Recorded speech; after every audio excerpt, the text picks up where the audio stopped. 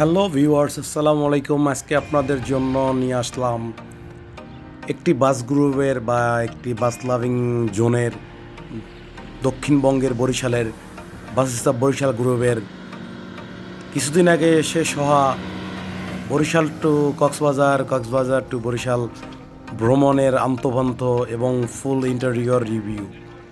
অনেকে হয়তো বা বাস লাভার বলতে বুঝান গাড়ি অতিরিক্ত দোলে বা অতিরিক্ত হেলে বা গাড়ি অতিরিক্ত প্রেশার, মানে ওভার স্পিডিংয়ে গাড়ি চালায়।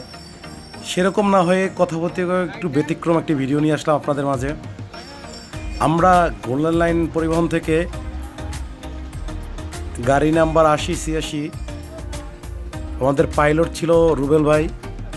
এই গাড়িটি গোল্ডেন লাইনের পরিবহনের উল্লেখযোগ্য একটি গাড়ি।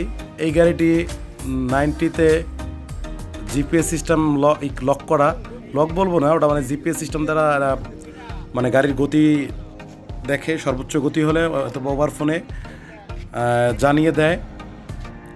যাই হোক, আমাদের যাত্রা আজকে শুরু করবো আমরা বরিশাল কাশীপুর বাস স্ট্যান্ড থেকে।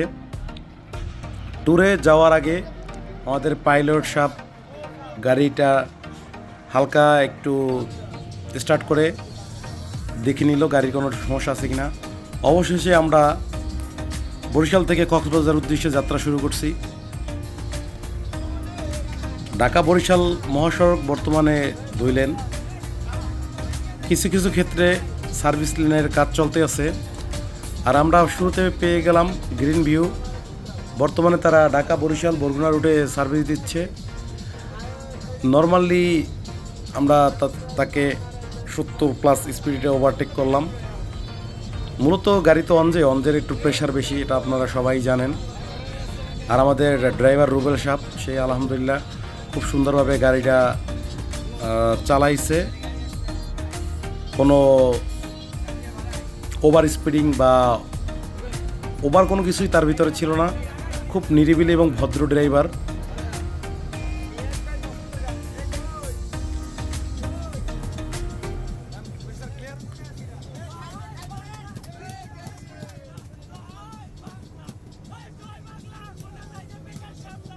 অবশেষে আমরা গ্রিন ভিউকে ওভারটেক করতে আসি এবং বাস লাভারদের ভিতরে কিছুটা উচ্ছ্বাস।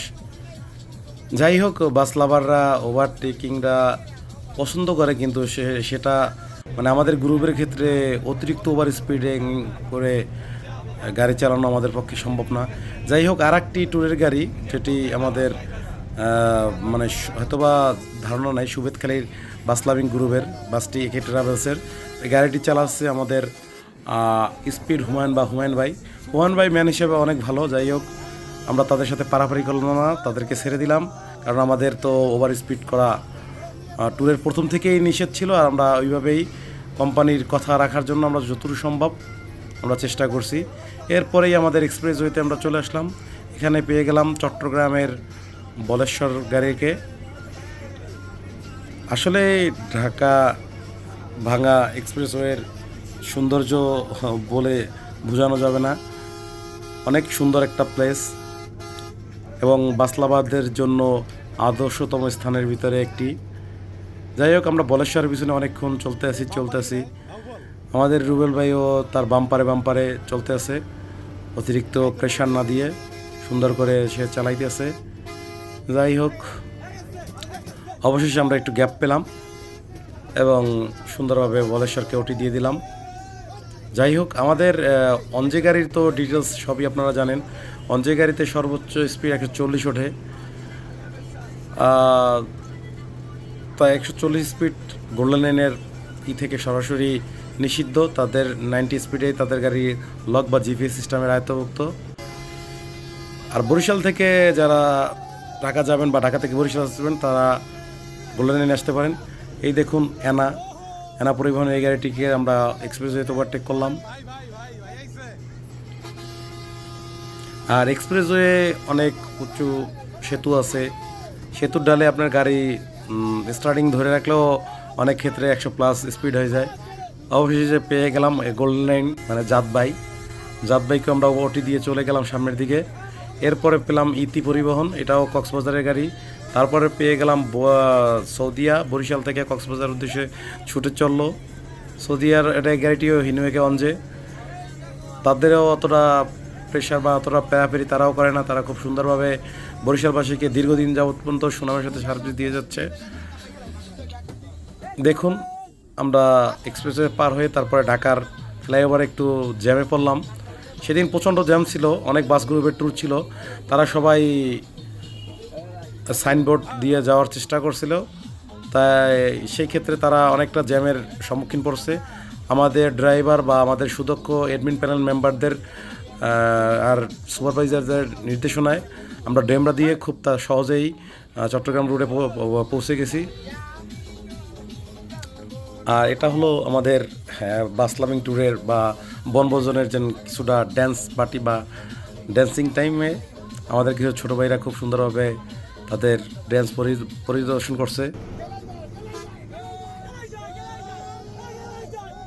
অবশেষে আমরা চট্টগ্রামের ইননে ঢুকে গেলাম। প্রথমেই আমরা সৌদিয়াকে ওটি দিয়ে সামনের দিকে এগিয়ে গেলাম। আর চট্টগ্রাম ইননে হচ্ছে প্রচণ্ড পরিমাণ গাড়ির প্রেশার।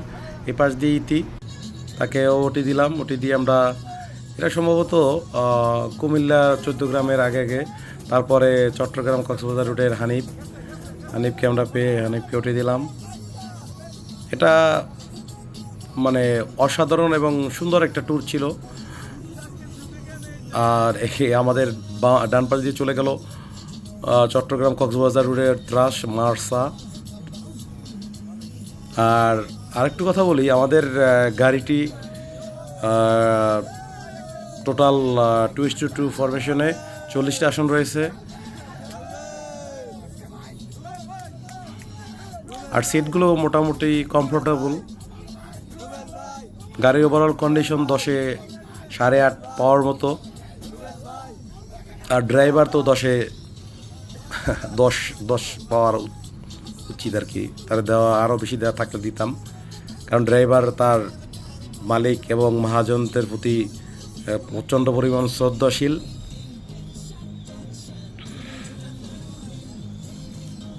যাই হোক, আমাদের পথ চলা শুরু এবং শেষ সম্পূর্ণই আপনারা এই ভিডিওর মাধ্যমে দেখবেন। আমরা খুব রিল্যাক্সেই ভ্রমণ করছিলাম। সেদিন কোনো গাড়ির অতটা প্রেশার ছিল না, কারণ ঢাকা ওদিকে জ্যাম ছিল। আর বিশেষ করে সকলকে বলবো যে আমাদের এই কক্সবাজারের এই রোডে প্রচণ্ড গাড়ির চাপ। আর এটি মনে হয় কক্সবাজারের যে হানিফের লোকাল গাড়ি আর কি, লোকাল এসি পরিবহন, তাকেও আমরা সুযোগ পেয়ে ওটি দিয়ে দিলাম। যাই হোক, রাস্তায় প্রচণ্ড পরিমাণ কুয়াশা ছিল। আর বিশেষ করে যারা কক্সবাজারে ট্যুর দিতে চান, চট্টগ্রামের পরে কক্সবাজার রুটে একটু সাবধানে গাড়ি চালাবেন, কারণ এখানে প্রচণ্ড পরিমাণ লবণের ট্রাক চলাচল করে, গাড়ি যে কোনো সময় স্কিড করতে পারে, সেদিকে বিশেষ খেয়াল রাখবেন ড্রাইভার বা পাইলট সাহেবরা। আমাদের জার্নিটা ছিল খুব কমফোর্টেবল। আপনারা সাইডে মিটারে দেখতে পারবেন 70-80, এক সময় মনে হয় যেন 107 বা 8 প্লাস হয়েছিল। তখন জিপিএস কন্ট্রোল রুম থেকে আমাদেরকে ফোন দিয়ে সতর্ক করে দিয়েছে। মানে গোল্ডেন লাইনের বর্তমানে ম্যানেজমেন্ট খুবই সুন্দর এবং গোছালো। তারপরেও বলবো যে এননে বা হাইওয়েতে আপনাদের গতির বিষয়টা একটু খেয়াল করবেন, কারণ এক্ষেত্রে অনেক ট্রাক ওভার স্পিডে চলাফেরা করে, ঠিক আছে? সেই ক্ষেত্রে তাদেরকে যদি ওটি দিতে হয়, একটু প্রেশার বাড়াইয়াই ওটি দিতে হয়। আর আমার জানা মতে গোল্ডেন লাইনে যত ড্রাইভার আছে, তারা কখনোই ওভার স্পিডিং পছন্দ করে না। তারা রিল্যাক্স এবং খুব সুইটেবলভাবে জার্নি বা যাত্রা পছন্দ করে।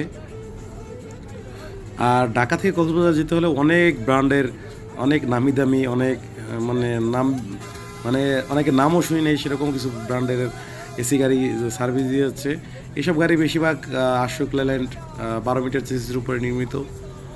যাই হোক, আমরা আর একটি স্লিপারকে ওটি দিয়ে সামনের দিকে খুব স্মুথলি ড্রাইভিং করি। দেখেন আমাদের মিটারে দেখা যাইতেছে 70 প্লাস, মানে 75 স্পিড আমরা ওভারটেক করছি। আর দেখেন এই ট্র্যাকের স্পিড কত, দেখেন আমরা 80 উঠছি, তারপরেও ট্র্যাকের স্পিড 80 প্লাস। সেই ক্ষেত্রেই বলবো যেন একটু যারা জিপিএস রুমে আছেন বা যারা ঊর্ধ্বতন কর্মকর্তা আছেন, তাদেরকে বলবো মাঝে মাঝে যদি 100 হয়, মানে ওভার স্পিডিং আমার পছন্দ না, তারপর যদি 100 হয় তখন সেটা একটু বিষয় দিকে খেয়াল রাখবেন, কারণ ট্রাক যদি চাপ দেয় তখন তো আপনার গাড়ি নষ্ট হওয়ার চান্স থাকবে, বা ট্রাকের তেমন কোনো ক্ষয়ক্ষতি হওয়ার চান্স খুবই কম।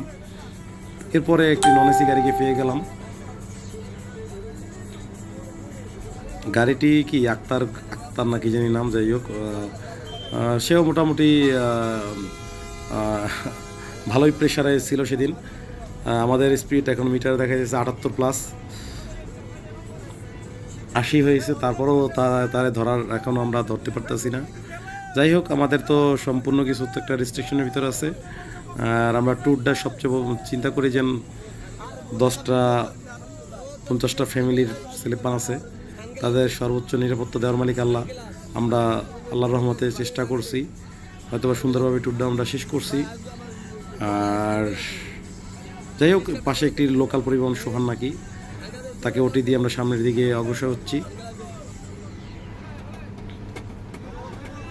আক্তারের এই গাড়িটি খুবই ভালো, মানে ভালোই প্রেশারে ছিল।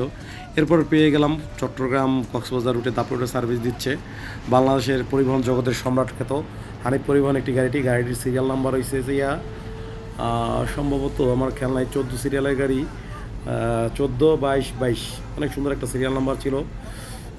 যাই হোক, হানিফকে ওটি দিয়ে আমরা এখন স্লিপার গাড়িটি স্লিপারের মতো নয় কিন্তু, বাট এটা তো নন এসি গাড়ি। যাই হোক, নন এসি গাড়িটিকেও ওটি দেওয়ার চেষ্টা করতেছি। আর ঢাকা চট্টগ্রাম হাইওয়েতে সবসময় ট্রাক বা কন্টেইনার এগুলোর প্রচণ্ড পরিমাণ প্রেশার থাকে। সেই ক্ষেত্রে অতিরিক্ত সচেতন এবং অতিরিক্ত সাবধান হওয়া ছাড়া ড্রাইভারদের কোনো কাজ নেই, আর সাবধানেই চালাইতে হবে।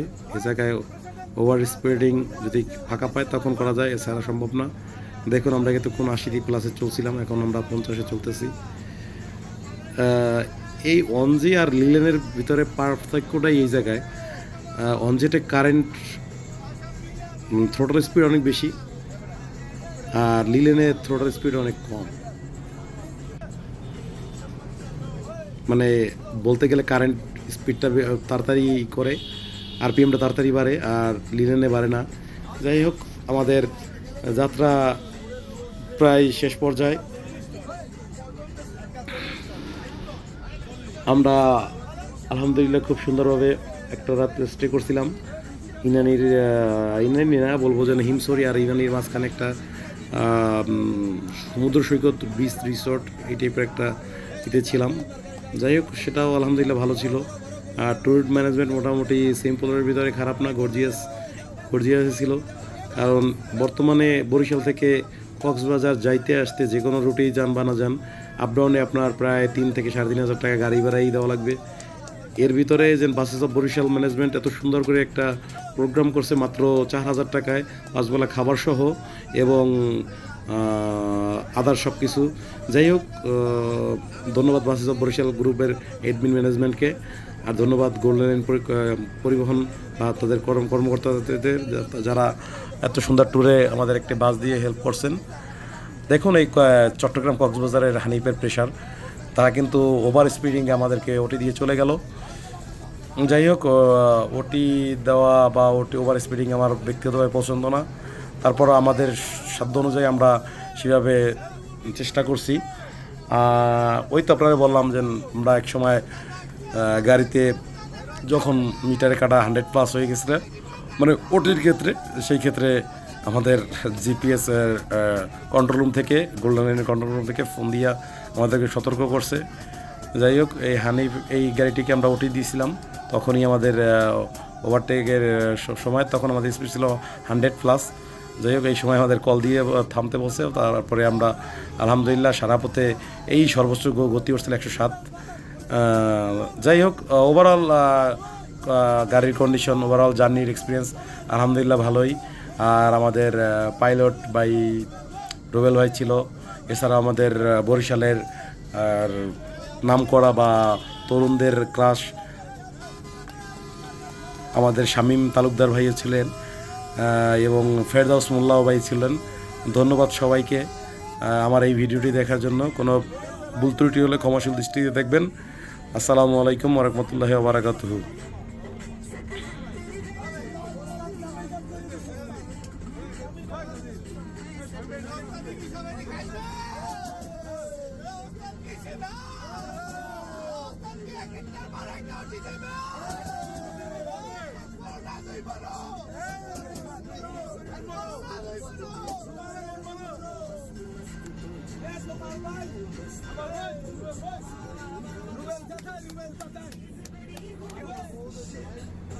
ভাই তোমার ভাই রুবেল আছে